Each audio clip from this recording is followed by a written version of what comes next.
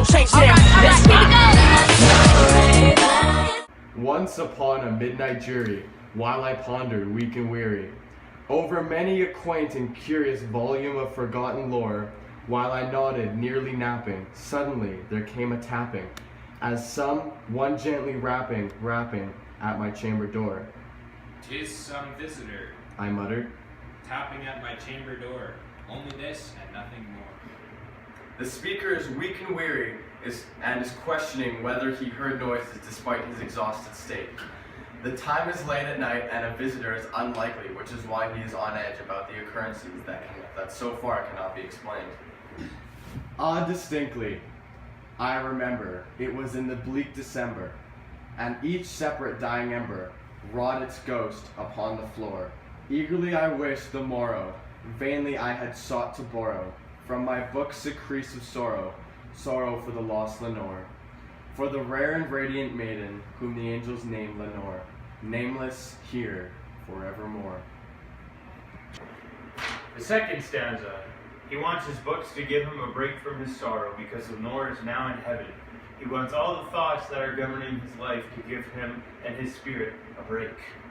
And the silken, sad, uncertain rustling of each purple curtain thrilled me, filled me with fantastic terrors never felt before, so that now, to still be the beating of my heart, I stood repeating. Third stanza.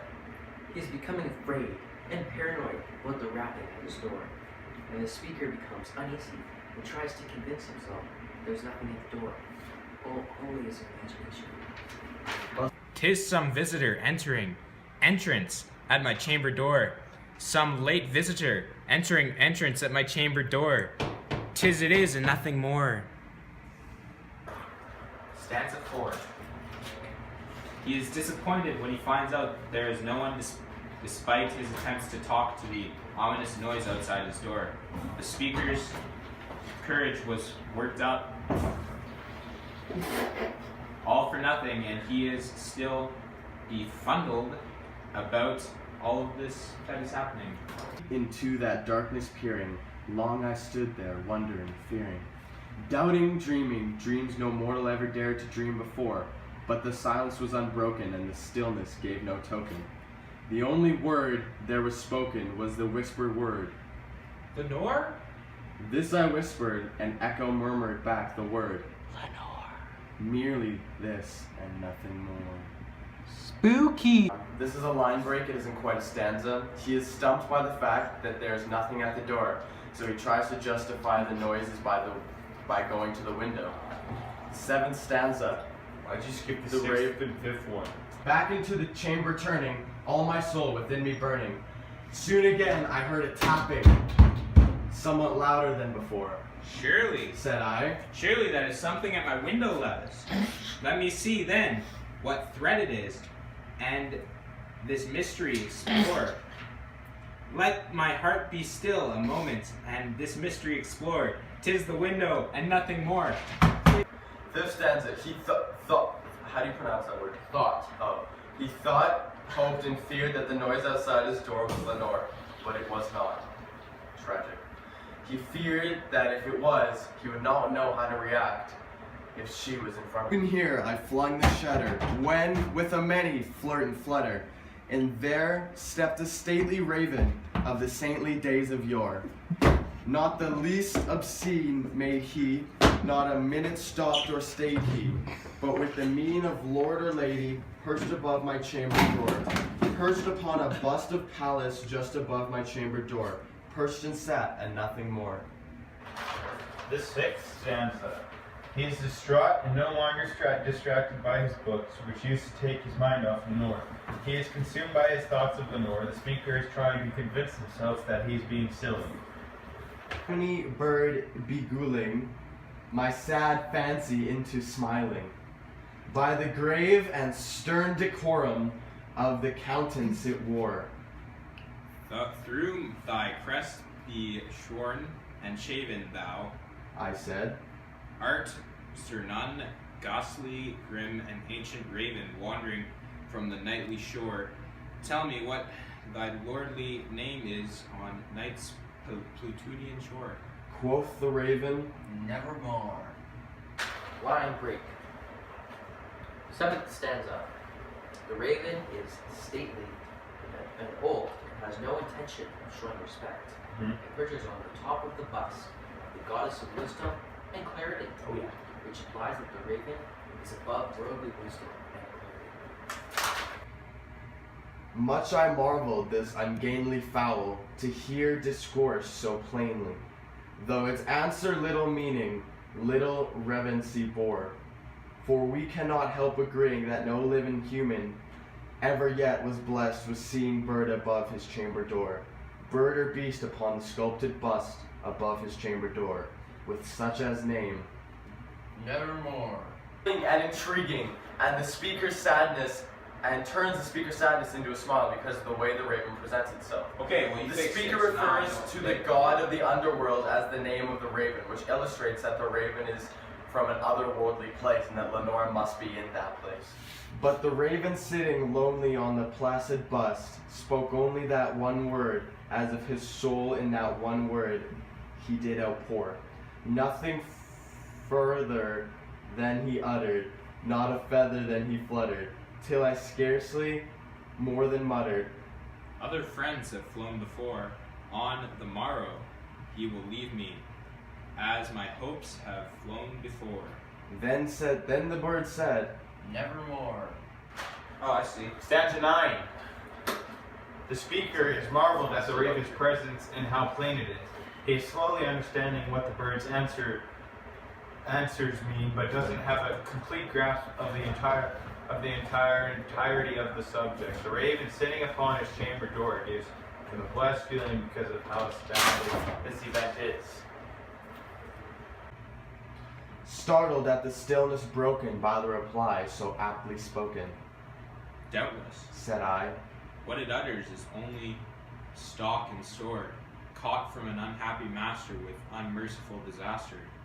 Followed fast and followed faster till his songs one burden bore, till the degrees of hope that melancholy burden bore were never, nevermore. Stanza Hi, Jerry. 11. The raven replied to him, it came out to make no sense. That he was indeed losing hope. She was losing hope that Lenore was not waiting for him in the afterlife. He turns his attention away Thanks, from Jerry. Lenore and back to the bird. He is perplexed about who taught the bird to speak. but the raven still beguiling my face, my sad fancy into smiling. Straight I wheeled a cushioned seat in front of bird and bust and door.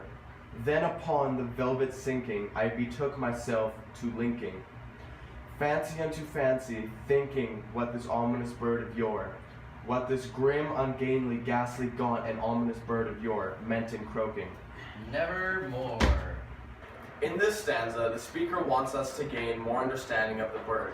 So with intense curiosity, he moves closer until he is directly adjacent to it. He then proceeds to start understanding the bird and what it represents and what it is also saying. This I sat, engaged in guessing, but no syllable expressing, to the fowl whose fiery eyes now burned into my bedroom core. This and more I sat divining, with my head at ease reclining, on the cushion's velvet lining that the lamplight gloated o'er, but whose velvet violet lining with the lamplight gloated o'er, she shall press, nevermore. Yeah. The speaker sits why you put that word in? The speaker sits wild guessing about the raven but doesn't speak a word. The raven is portrayed as demonic and begins to stare back at the speaker, and after a while the thoughts about Lenore and how she will never sit beside him again floods back at him. Then met thought, the air grew denser, perfumed from an unseen censer. Swung by Sephirim, whose footfalls tinkled on the tufted floor. Wretch, I cried, thy God hath left thee. By the angels he hath sent me. Respite, respite, and Nepith from the memories of Lenore. Quoth, O quoth, kind of Nepith, and forgot this lost Lenore. quoth the raven, Nevermore. That's turn. Oh, thank you. After 14th stanza. In this section, the speaker describes the air as thick and perfume-filled, like an angel was spreading incense. The speaker then goes further to the idea of a greater deity by inferring that the bird is sent by God to help him forget about Lenore. The raven replies with a steady, fast remark, "Nevermore." Prophet, said I. thing of evil. Prophet still, if bird or devil, whether tempter sent or whether tempted tossed the hero soul, desolate yet all undaunted, in this desert land enchanted, on this home by horror haunted. Tell me truly, I implore, is there balm in Glenlee?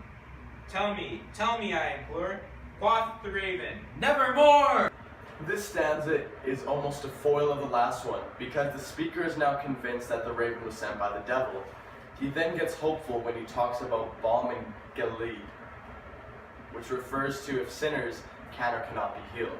Prophet, Said I. thing of evil, prophet still, a bird or devil, by heaven that bends above us, by God bore adore.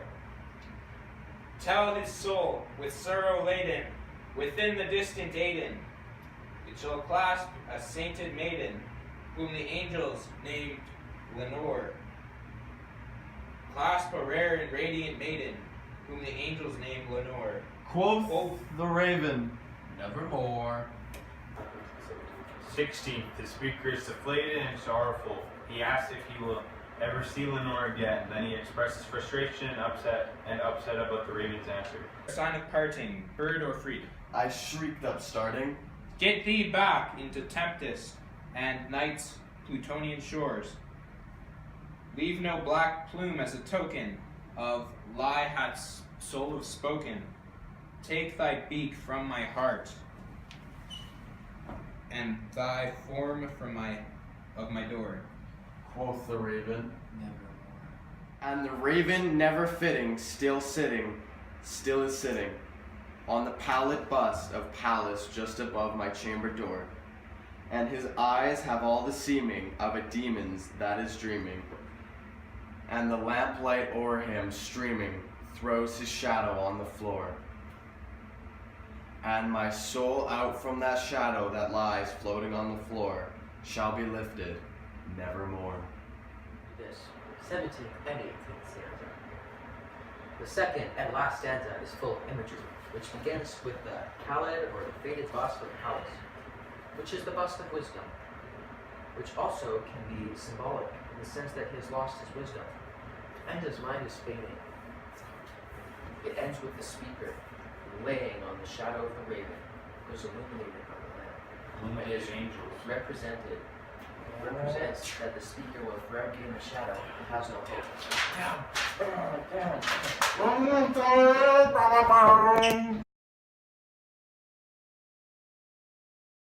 Ben, can you cut out all this extra stuff? What extra stuff? That we're doing. No, we're gonna leave it in sound. 8. What comes up to 7? Stanza 8. The raven is cunning and Stop. What? Just read. Intriguing. What the hell is that?